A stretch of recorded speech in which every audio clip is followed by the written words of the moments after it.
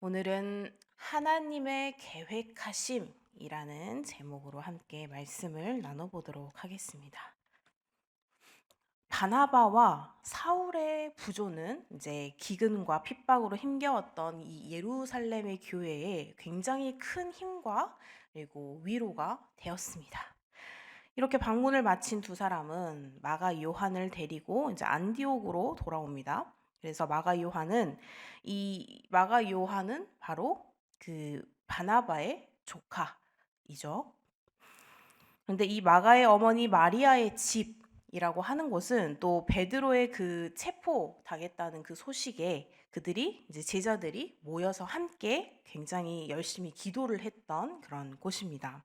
그래서 이 마가를 데려온 것은 바나바의 의지가 반영된 것으로 이제 보이는데, 이렇게 분주한 안디옥 사역의 조력자로서 굉장히 적임자라 생각을 했을 것입니다. 그래서 얼마 후에 안디옥 교회는 매우 중대한 결정에 돌입을 하게 됩니다. 당시 이제 그곳에는 선지자들과 그리고 교사들이 있었는데, 이 누가는 5명의 명단을 소개를 하죠. 선지자와 교사라는 이러한 타이틀은 굉장한 리더십의 성격을 이제 우리가 짐작할 수가 있는데, 바나바와 사울의 이름이 가운데 세 사람을 감싸는 그러한 모양새로 볼 수가 있습니다. 그래서 그 세 사람은 이제 니게르라 이름하는 시므온, 그리고 구레네 출신 루기오, 그리고 분봉왕 헤롯의 젖동생 마니엔으로 이야기가 되고 있습니다. 근데 이제 학자들은 보면 이 니게르라는 뜻을 흑인일 것이다라고 이제 추정을 하고, 또 혹자는 시므온을 예수의 십자가를 대신 졌던 구레네 시몬이라고 생각을 하기도 합니다. 그렇다면 알렉산더와 그 루포가 그의 아들들이 되는 거죠. 그리고 이 구레네 출신 루기오는 안디옥 교회 초기 설립의 그런 일원이었을 것입니다.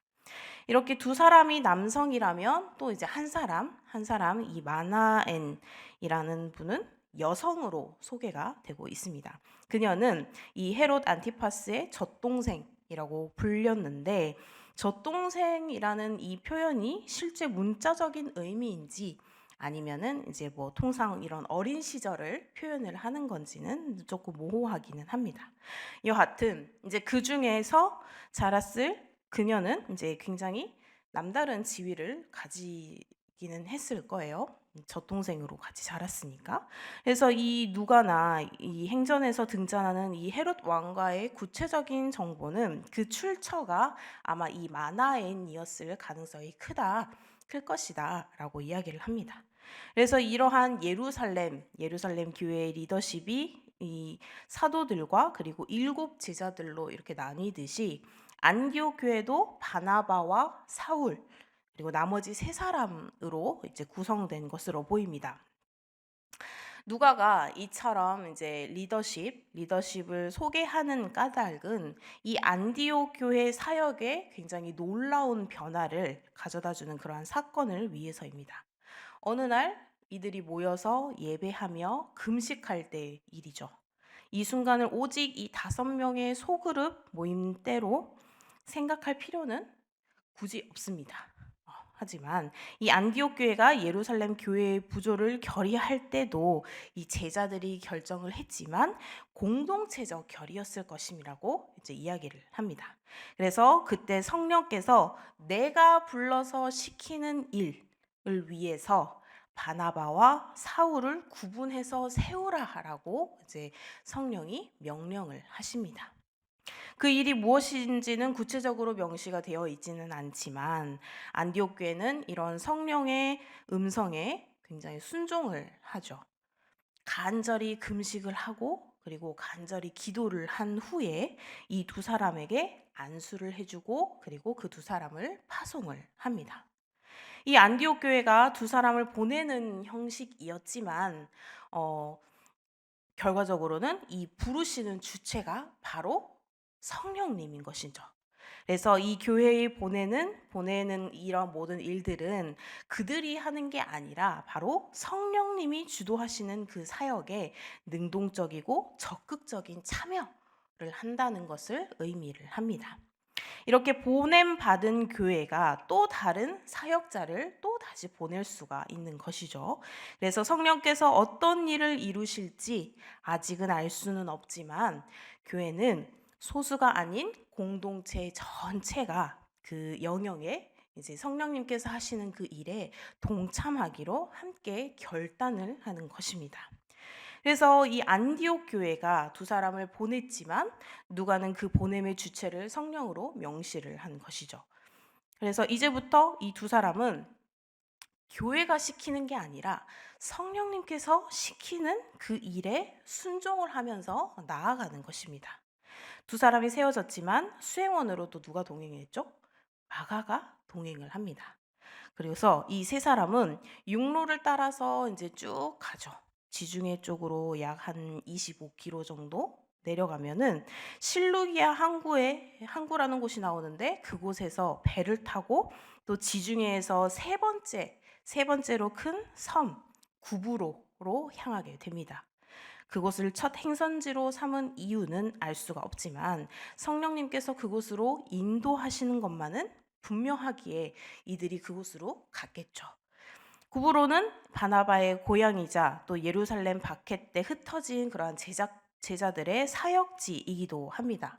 그래서 이렇게 다양한 민족들이 한데 어우러져서 지중해의 그 다양성을 아우르는 모든 이들의 그 이민자들의 섬입니다.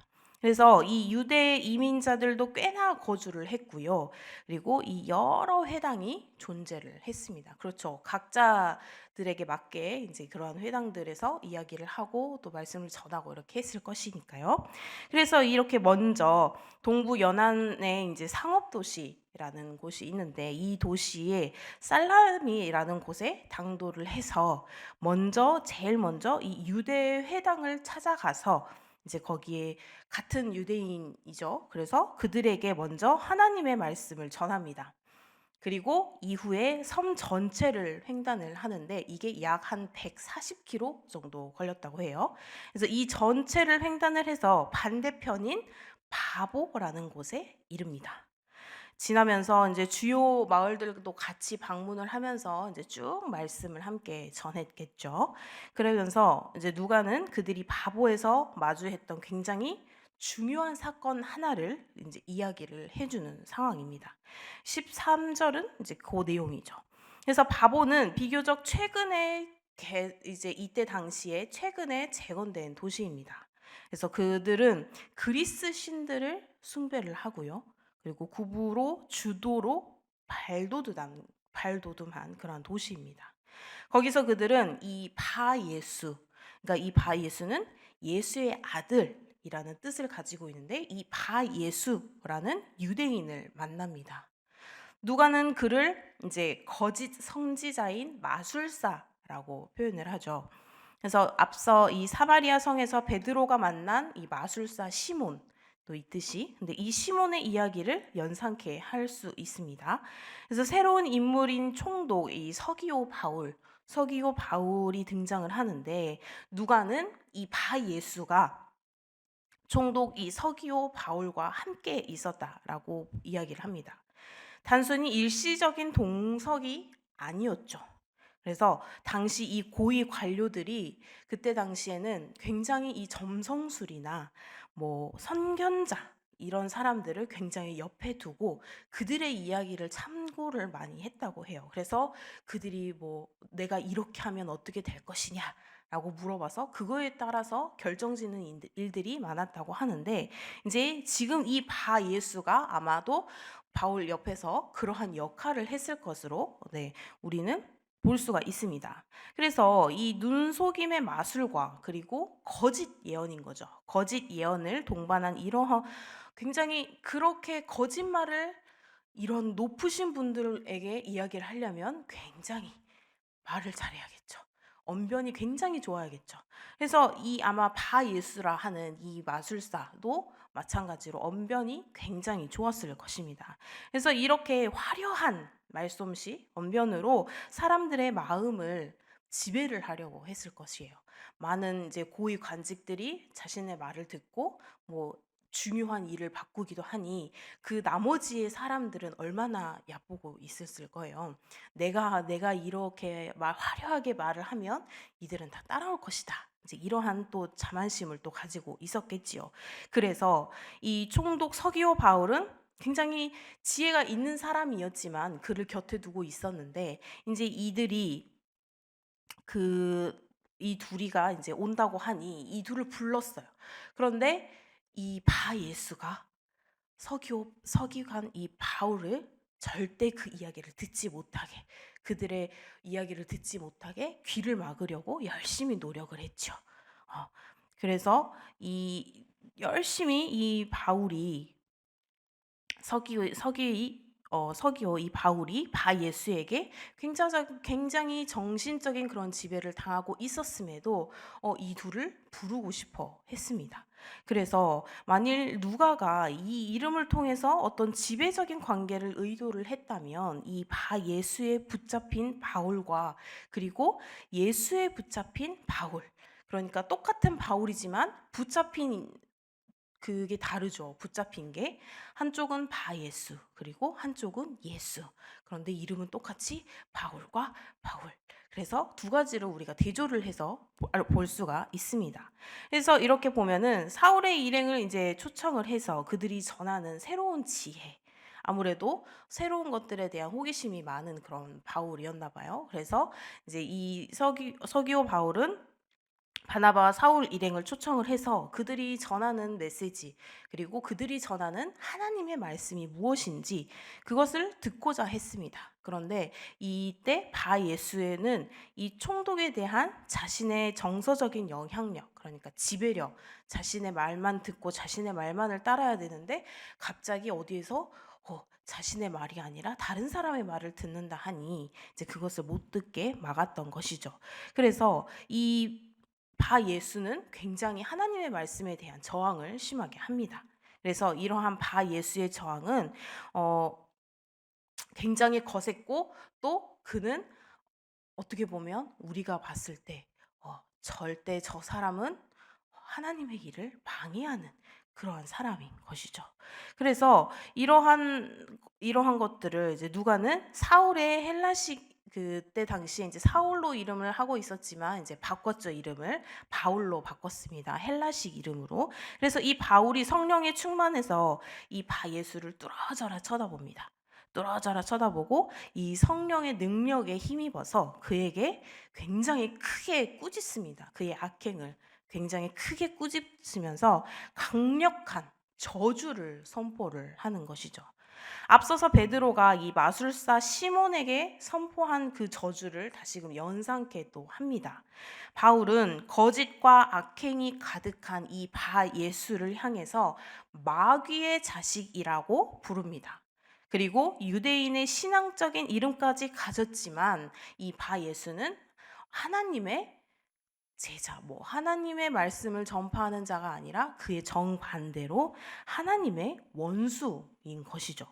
그저 타인을 속여서 자신의 배를 불리는 그 우리가 예전에 말했던 그 마술사들을 이야기를 했던 그런 단순히 속임수에 불과한 그런 사기꾼인 것입니다. 그래서 바울이 이처럼 이 바울에게 분노의 저주를 이렇게 쏟은 것은 바 예수가 주의 바른 길을 굽게 하려 하기 때문이었다라고 이야기를 하죠. 여기서 주의 바른 길을 굽게 하려, 주의 바른 길, 하나님의 말씀을 듣고 행할 수 있는 그것들을 중간에서 차단을 시켜버리려고 하니 많은 사람들이 하나님의 말씀을 듣고 하나님의 은혜를 경험하고 또 이 성령이 부어주시는 이 은혜를 함께 경험을 하려고 했는데 중간에서 계속해서 이렇게 차단을 시켜버리니 바울이 얼마나 본인이 예수님께 얻었던 하나님께 얻었던 그 은혜를 함께 나누고자 했는데 그거를 막으니 지금 이 바울은 혈기왕성, 완전 지금 자신이 받았던 그 은혜를 함께 정말 나누고 싶은 그 마음뿐이었는데 중간에 막으니 얼마나 화가 났겠어요. 그래서 성령의 인도하심으로 성령의 순종으로 계속해서 왔는데 이러한 상황이 딱 벌어지니 이 바예수라고 하는 이 바울을 굉장히 저주하고 크게 꾸짖을 수밖에 없는 상황이었죠. 그래서 바울은 그에게 더 이상의 악행을 멈추라라고 말을 합니다. 그래서 보라, 이제 주의 손이 내 위에 있으니 하는 이렇게 바울의 선언에 담긴 신적인 권위를 굉장히 강조하는 그러한 표현입니다. 그래서 저주의 내용은 이제 여기 우리 성경에서 보다시피 며칠 동안 맹인이 되어서 해를 보지 못하는 것이죠. 결과는 나중이 아니라 바로 즉시 나타납니다. 안개와 어둠이 그를 덮더니 인도할 사람을 찾는 그러한 처지가 되고 말았죠. 이 장면은 바울 자신의 경험과도 굉장히 유사합니다. 그렇죠? 사울일 때 사람들을 쫓아가서 하나님의 사람들을 핍박하기 위해서 막 갔을 때 하나님께서 경험하게 해주신.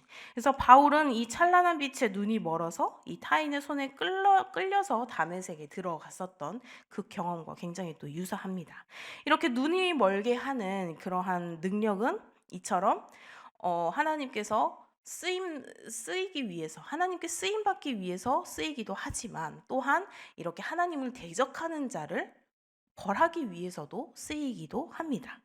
그래서 이 한 사람은 멸망의 길로 인도하는 거짓 선지자로, 또 다른 한 사람은 생명의 길로 인도하는 참 선지자로 똑같은 바울이라는 이름을 가지고 있지만 이렇게 성령님의 인도하심이 이렇게 사람을 가를 수 있다. 사람이 이렇게 나누어질 수 있다라고 우리가 볼 수가 있습니다. 그래서 쭉 이야기를 보면 이제 성령님의 인도하심으로 쭉 갑니다. 성령님의 인도하심으로 함께 예배도 드리고 함께 기도도 나누고 함께 금식도 하며 많은 일들을 이룬 다음에 성령님의 인도하심으로 또 내려갔다가 또 중간에 많은 마을들을 거쳐서 또 하나님의 말씀을 전하고 또 이제 이곳에서 결국은 하나님께서 인도하시는 그 길을 따라가니 이러한 바예수라 고 하는 정말 마귀의 자식으로 여길 수밖에 없는 그런 행동을 하는 그를 만나게 되어서 결국 저주까지 퍼부을 상황이 벌어졌다는 것이죠. 우리는 여기에서 알 수 있는 게 이 성령님의 인도하심은 어떻게 사용이 되는지를 모른다는 것이죠. 과연 그 바울이 그 먼 곳으로 갔을 때 일어난 그 일들을 알고서 갈 수 있었을까요? 모르죠.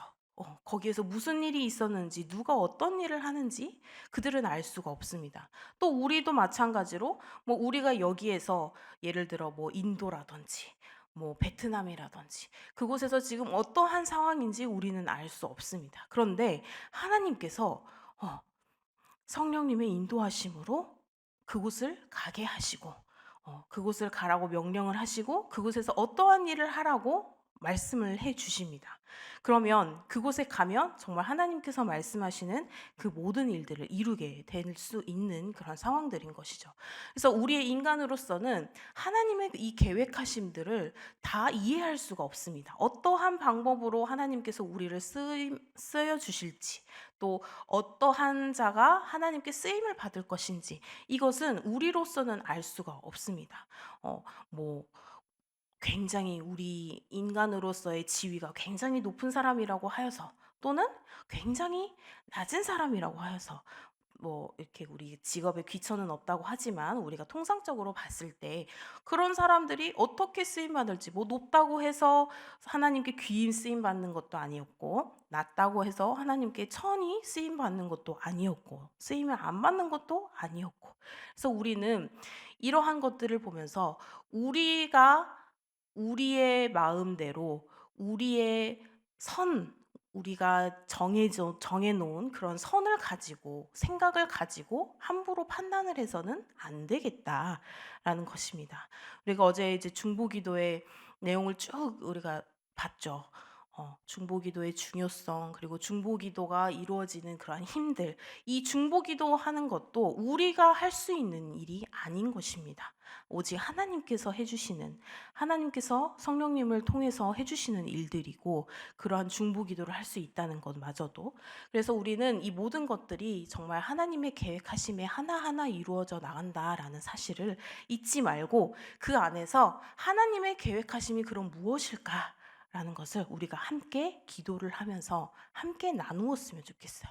그래서 하나님의 계획하심은 우리가 그 다른 어디에 있지 않습니다. 오직 성경에 하나님의 계획하심이 있고, 하나님의 말씀하심, 이 성경을 보면 하나님께서 우리에게 어떤 말씀을 하시는지, 그래서 주님께서 우리에게 원하시는 것이 무엇인지, 그래서 이 모든 것들이 우리의 생각대로 되는 게 아니구나, 우리의 뜻대로 되는 것이 아니라 이 모든 것은 하나님의 계획하심으로, 하나님의 주권 아래서 성령님의 인도하심으로 그것들이 모두 이루어지는구나 라는 것을 다시 한번 상기하시고 기억을 하셔서, 우리가 어떠한 일을 하든, 교회의 일을 하든, 또한 가정의 일을 하든, 또한 우리가 일터에서의 일을 하든지 간에 항상 하나님과 함께하는 삶이 되시기를, 그래서 언제나 하나님의 계획하심 안에 포함된 우리 하나님의 귀한 백성들이 되시기를 주님의 이름으로 소망합니다. 기도하시겠습니다. 하나님 감사합니다. 우리 오늘 말씀을 통하여 주님께서 우리에게 계획하신 일들이 있다는 것을, 그리고 그 계획하심을 통해서 하나님께서 모든 일들을 이루어 나가시는 것이 얼마나 귀한 일인지 우리는 알 수가 있었습니다. 주님, 그 귀하신 하나님의 계획 안에 우리가 함께 할 수 있도록 주님, 우리를 인도하여 주시옵소서. 우리의 모든 것은 오직 주님께서 다루십니다. 오직 주님의 주권 아래에서 우리의 모든 삶이 이루어져 나간 것을 믿습니다. 주님, 우리의 삶을 끝까지 붙잡아 주셔서 우리의 삶이 오직 주님의 나라 안에 주님의 백성으로서 주님의 그 모든 것들에 쓰임을 받을 수 있는 귀한 주님의 백성이 될 수 있도록 주님, 우리의 마음을 붙잡아 주시고 우리의 삶을 인도하여 주시옵소서.